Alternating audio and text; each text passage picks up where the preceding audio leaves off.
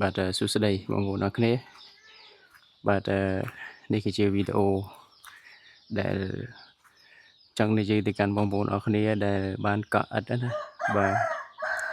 ហើយសម្រាប់ឥតនេះគឺជាឥតដែលយើងត្រៀមទៅដាក់ខាងបងប្រុសខាងត្បូងឃ្មុំណាអញ្ចឹងវីដេអូនេះបើបងបានឃើញបាទជួយ like ហើយជួយ share ផងអានេះជាឥតរបស់បងបាទនៅខាងក្រោយក្នុងខ្ញុំនេះបាទ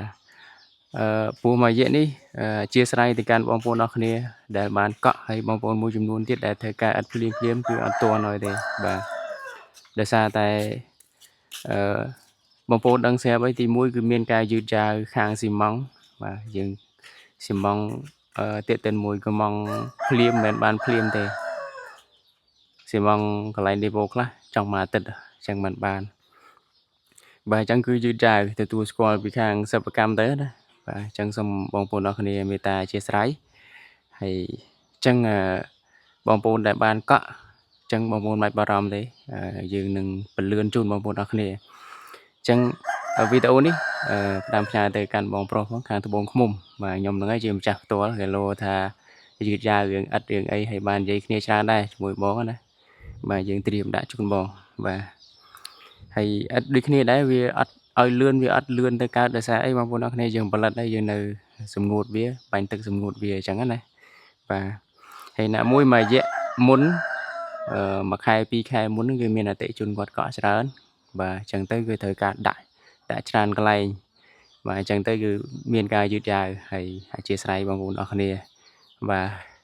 ហើយបងប្អូនអរគ្នាត្រូវការអីអាចតាក់ទងមកគឺយើងពន្លឿនជូនបងប្អូនអរគ្នាអត់អីទេឥឡូវនេះគឺលែងខ្វះលែងអីស៊ីម៉ង់គឺយើងដាក់គ្រប់គ្រាន់បាទ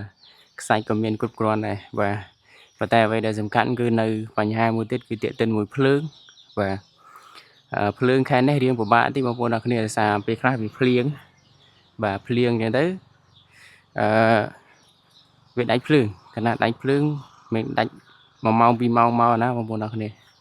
បាទពេលខ្លះចង់មកកណាត់ថ្ងៃអីចឹងទៅបាទអញ្ចឹងនេះបងប្អូនអរគ្នាត្រៀម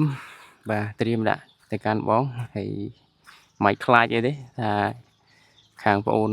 រ៉ូស៊ីអីយ៉ាងនេះយ៉ាងនោះកក់លុយអីអត់ទេបាទតែទៅគឺទៅហើយនេះគឺម្ចាស់សិប្បកម្មផ្ទាល់បងប្អូនអរគ្នាអត់មានលេងសើចទេណាបាទអត់លេងសើចជូនបងប្អូនអរគ្នាទេបាទព្រោះរ៉ូស៊ីច្រើនឆ្នាំមកហើយมันអាចលេងសើចនឹងអាលុយនេះបានទេបាទតែនេះគឺឥតឡើងតោបាទឥតឡើងតោហើយឡើងតោនេះគឺយើងនៅធៀម2 3ដុំទៀតបងប្អូនអរគ្នាណា